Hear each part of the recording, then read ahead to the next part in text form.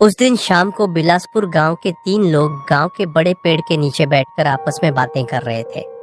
अबे बिरजू, ये तो रोज का तमाशा हो गया है। शाम ढलते ही बत्ती गुल हो जाती है। बिजली विभाग की तो ऐसी की तैसी। हाँ भाई, पर जो भी हो, इस पेड़ के नीचे गपशप का जो मजा है ना, वो लाइट में कहाँ आता है। हाँ, पर ये देखो, आज तो शैलेन चाचा अब तक नहीं है। उनकी बिना कहानियों के ना ये महफिल अधूरी लगती है यार। कहानी नहीं रे, वो सच्ची घटनाएं होती हैं। तू भूल गया क्या? पिछली बार उन्होंने डूगर राम वाले कुएं की बात बताई थी, जहाँ एक पिशाचिनी रहती थी। अरे छोड़ यार, मुझे तो लगता है वो सब मनगढ़ंत बातें हैं। भूत वूत कुछ नहीं होता। तेरी सोच गलत है नान्हे। कभी कभी जो आंखों से नहीं दिखता वही असली होता है, और जो साया छाया बनकर हमारे बीच चलता है उसे हम तब तक नहीं पहचानते जब तक वो खुद सामने ना आ जाए। तीनों बातें कर ही रहे थे कि अचानक एक बुजुर्ग आदमी की परछाई सामने पेड़ के पास दिखाई दी। धीरे धीरे पास आते हुए उन्होंने आवाज लगाई, अरे ओ धर्मू, बिरजू, नान्हे, का हाल है रे? बिजली फिर चली गई क्या? अरे चाचा, आप आ गए। हम तो सोच रहे थे आप आज नहीं आएंगे।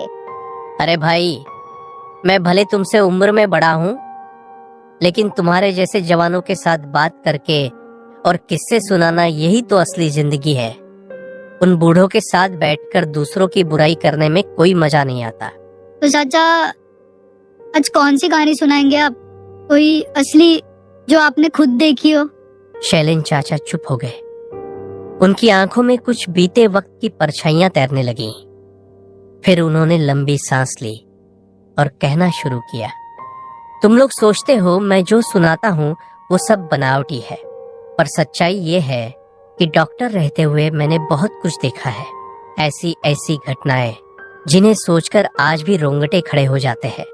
आज मैं तुम्हें एक ऐसा ही किस्सा सुनाता हूँ जो डरावना तो है ही, लेकिन उससे भी ज्यादा भावुक। शुरुआत होती है बलपुर नाम के एक गांव से, जहां मेरी पहली पोस्टिंग हुई थी। मैंने जब मेडिकल की पढ़ाई पूरी की थी, तब मेरी पहली सरकारी पोस्टिंग एक बेहद शांत लेकिन रहस्यमय गांव में हुई थी। नाम था बलपुर। शहर से बहुत दूर, जहां अभी तक ढंग से बिजली भी नहीं पहुंची थी। गांव की मिट्टी में सोंधी खुशबू थी और लोगों के दिल में अपनापन। पर मुझे नहीं पता था कि इसी गांव में मेरी जिंदगी का सबसे डरावना अनुभव मेरा इंतजार कर रहा है। एक दिन 2 गांव वाले डॉक्टर के घर आए हैं। डॉक्टर साहब नमस्कार, सब ठीक है ना यहाँ? अरे हाँ हाँ, सब बढ़िया है। गांव मुझे बहुत पसंद आ रहा है। यहाँ की शांति और आप सबका अपनापन दिल को छू गया। हम तो बस यही पूछने आए थे कि आपको किसी चीज की कमी तो नहीं? कोई परेशानी हो तो बताइए, हम सब मदद के लिए हैं। नहीं नहीं, कोई दिक्कत नहीं। श्याम भैया खाना बना देते हैं और बाकी काम मैं खुद निपटा लेता हूँ। अकेला जरूर हूँ, पर यहाँ बिल्कुल घर जैसा लग रहा है। बातचीत के दौरान दोनों ग्रामीण हंसते हंसते अचानक चुप हो गए। उनके चेहरे पर गंभीरता आ गई, जैसे कोई भारी बात दिल में छुपाए बैठे हों। डॉक्टर साहब, एक बात कहनी थी आपसे, थोड़ी निजी है। क्या बात है? आप लोग इतने गंभीर क्यों हो गए अचानक? डॉक्टर साहब, ये जो आपका क्वार्टर है ना, वो गांव के आखिरी कोने पर है। तो उसके ठीक पीछे जो जंगल की पगडंडी जाती है, उसका नाम आपने सुना? नहीं, क्यों? उस रास्ते की बदनामी बहुत है साहब। कोई भी शरीफ आदमी वहाँ अंधेरा होते ही नहीं जाता। कहते हैं उस रास्ते पर कुछ है जो दिखता नहीं पर मारता जरूर है।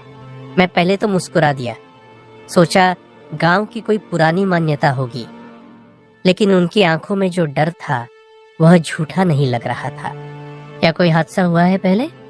कई लोग जो रात में उस जंगल के रास्ते से गुजरे वो कभी लौटे नहीं। किसी की लाश मिली, किसी का पता ही नहीं चला। पुलिस भी आई थी एक बार, लेकिन वो भी कुछ साबित नहीं कर पाई। इसलिए साहब, आपसे हाथ जोड़कर निवेदन है, शाम के बाद ना तो अस्पताल जाइए और ना ही उस रास्ते की तरफ जाइए। श्याम भैया भी इसलिए शाम ढलने से पहले ही खाना बनाकर चले जाते हैं। मैंने उनकी बातों को हल्के में लिया। पर दिल के किसी कोने में एक डर जरूर बैठ गया था। उसी दिन से मैंने ठान लिया, बिना जरूरत के रात में बाहर नहीं निकलूंगा, और जंगल वाले रास्ते से तो बिल्कुल नहीं। लेकिन उस रात जब पूरा गांव सो चुका था और बाहर सिर्फ सन्नाटा, कुछ झींगरों की आवाज और मध्यम हवा चल रही थी, तभी अचानक मेरे क्वार्टर के दरवाजे पर दस्तक हुई। नींद गहरी थी और वो आवाज जैसे किसी सपने की तरह कानों में पड़ी। लेकिन जब वही आवाज दोबारा आई जोर से, मैं हड़बड़ाकर उठ गया। घड़ी देखी, रात के 2 बज रहे थे। मैं सोच में पड़ गया, इतनी रात को कौन हो सकता है। डॉक्टर साहब, प्लीज दरवाजा खोलिए। मेरी माँ की तबीयत बहुत ज्यादा खराब है, उठ नहीं पा रही हैं, मर जाएंगी अगर अब मदद नहीं मिली। एक पल को तो मैं चिढ़ गया, फिर याद आया मैं एक डॉक्टर हूँ। किसी की जान पर बनी हो और मैं मदद ना करूं, ये तो मेरे पेशे के खिलाफ होगा। मैंने जल्दी से दरवाजा खोला। तुम कौन हो? डॉक्टर साहब, मेरा नाम गणेश है। हम पास के गांव के रहने वाले हैं, जंगल के पार। मेरी माँ बिस्तर से हिल भी नहीं पा रही है, बुखार बहुत तेज है।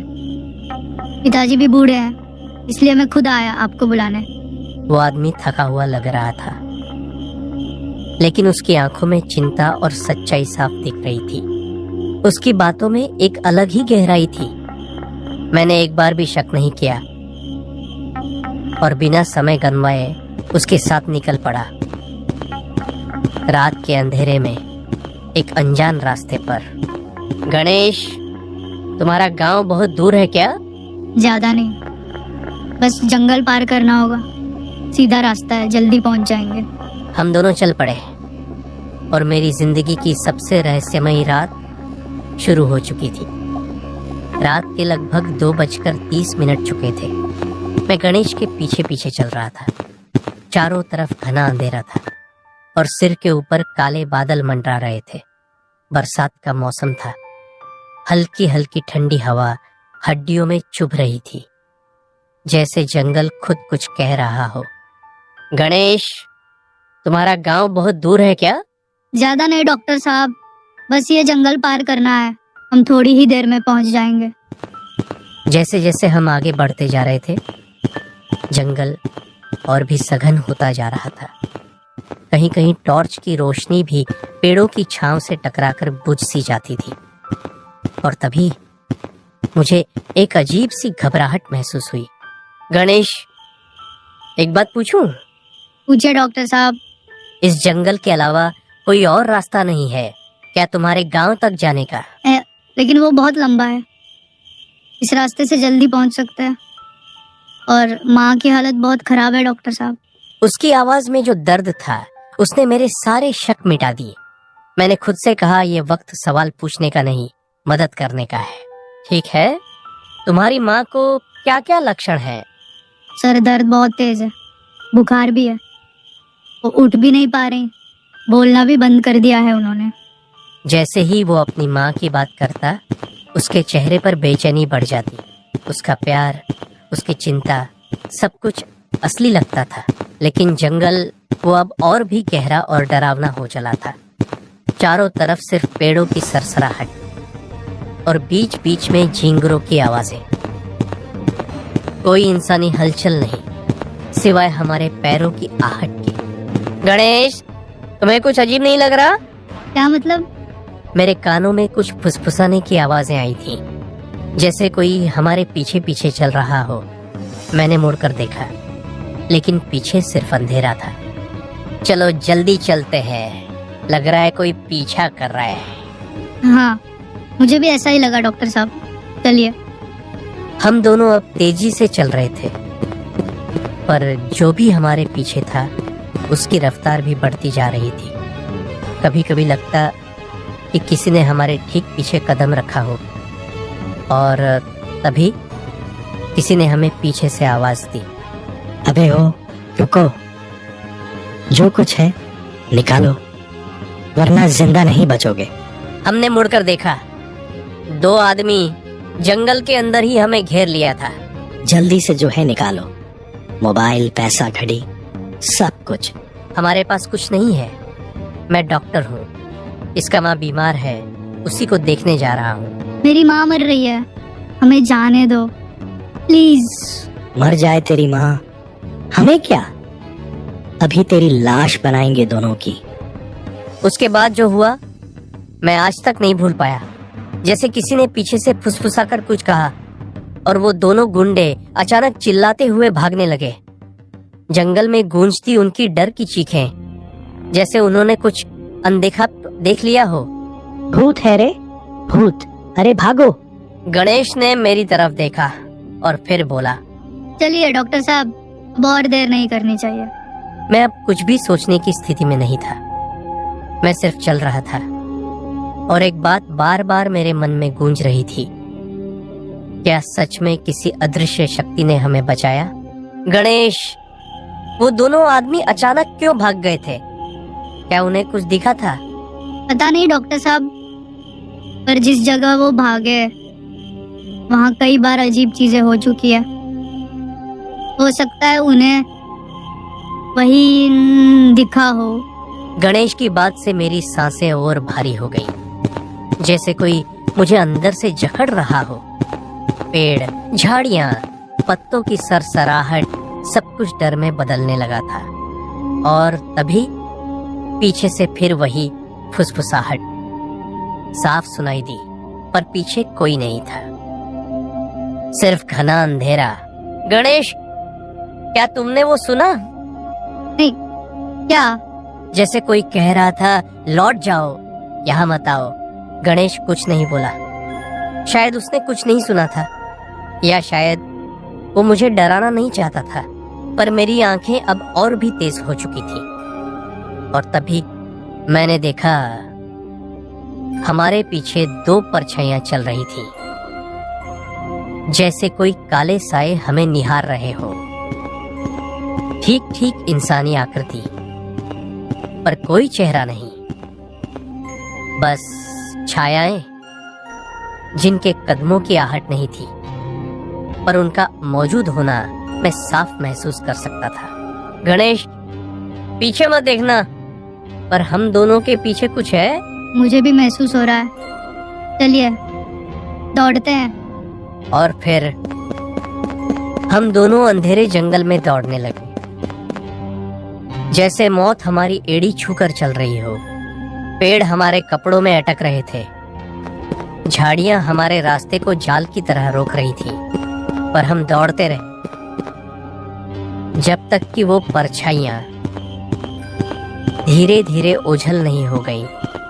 बस कुछ ही दूरी है डॉक्टर साहब, अब हम गांव के पास हैं। और फिर कुछ दूर पर एक छोटी सी बस्ती की रोशनी दिखी। गणेश ने एक पुराने मिट्टी के घर की ओर इशारा किया। यही है मेरा घर, आप अंदर जाइए डॉक्टर साहब, माँ भीतर है, मैं यहीं रुकता हूँ। तुम नहीं आओगे अंदर? आप जाइए, मैं बस यही हूँ। मैं दरवाजा खोलकर अंदर गया और जो कुछ देखा वो मेरी समझ से परे था। एक वृद्ध महिला बिस्तर पर कराह रही थी, चेहरा पीला पड़ा था। बगल में एक वृद्ध पुरुष बैठा था और उनकी आंखों में उम्मीद थी। डॉक्टर साहब, आप आ गए, भगवान का लाख लाख धन्यवाद, वरना आज रात शायद हम अपनी पत्नी को खो देते। आप चिंता मत कीजिए, मैं यहाँ हूँ। मैं देखता हूँ क्या हालत है। मैंने महिला की नब्ज देखी, तापमान मापा, साफ था, तेज बुखार था, साथ में निर्बलता। उन्हें तुरंत दवा और एक इंजेक्शन की जरूरत थी। इनकी हालत काफी गंभीर है, पर घबराने की जरूरत नहीं। मैं इंजेक्शन दे देता हूँ, फिर कुछ दवाएं देता हूँ। अगर आधे घंटे में असर हुआ तो सब ठीक हो जाएगा। कमरे में एक अजीब सी खामोशी थी, जैसे दीवारें भी सांसें रोके सुन रही हो।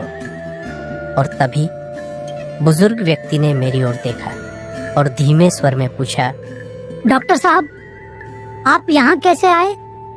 किसने बताया मेरी पत्नी की तबीयत के बारे में? अरे, आपके बेटे गणेश ने रात में मेरे दरवाजे पर आया था। काफी घबराया हुआ था, बोला कि माँ बहुत बीमार है। मैं तुरंत साथ चल पड़ा। मेरी बात सुनकर वो बुजुर्ग आदमी ऐसे चौंका जैसे किसी ने उनके दिल में बिजली का झटका दे दिया हो। उनकी आंखें फैल गईं, होंठ कांपने लगे। फिर वो चुपचाप उठे और घर के कोने में रखी एक लोहे की संदूक खोलने लगे। कुछ देर बाद उन्होंने एक पुरानी धुंधली तस्वीर निकाली और मेरे सामने रख दी। क्या ये वही था? क्या यही लड़का आया था आपको बुलाने? मैंने तस्वीर देखी और देखते ही पहचान गया। हाँ, यही चेहरा, यही आंखें, यही शांत हाव भाव।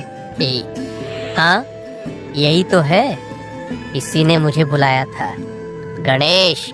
डॉक्टर साहब, गणेश अब इस दुनिया में नहीं है। आज से 1 साल पहले शहर से लौटते वक्त सड़क हादसे में उसकी मौत हो गई थी। मेरे पैरों के नीचे की जमीन हिल गई। गणेश, जो अभी थोड़ी देर पहले तक मेरे साथ था, जिसके साथ मैंने पूरे जंगल का सफर किया, वो अमरा हुआ था। पर वो तो बाहर खड़ा था। उसने ही तो कहा था, आप अंदर जाइए, मैं यहीं हूँ। नहीं डॉक्टर साहब, वो अब दिखाई नहीं देगा। उसका काम पूरा हो गया। उसकी माँ को अब आपसे मदद मिल गई। कमरे में सन्नाटा छा गया था। महिला की तबीयत सुधरने लगी थी। मैं चुपचाप बैठा रहा, बस एक ही बात सोचता हुआ। एक बेटा जो मरने के बाद भी अपनी मां की तकलीफ से बेचैन हो गया और डॉक्टर को खुद बुलाने आ गया। गणेश बचपन से ही माँ के बहुत करीब था डॉक्टर साहब। जब भी माँ को जरा सी भी तकलीफ होती थी, वो बेचैन हो जाता था। मरते वक्त भी सिर्फ एक बात कह रहा था, माँ को संभाल लेना। शायद उसकी रूह अब भी यही फर्ज निभा रही थी।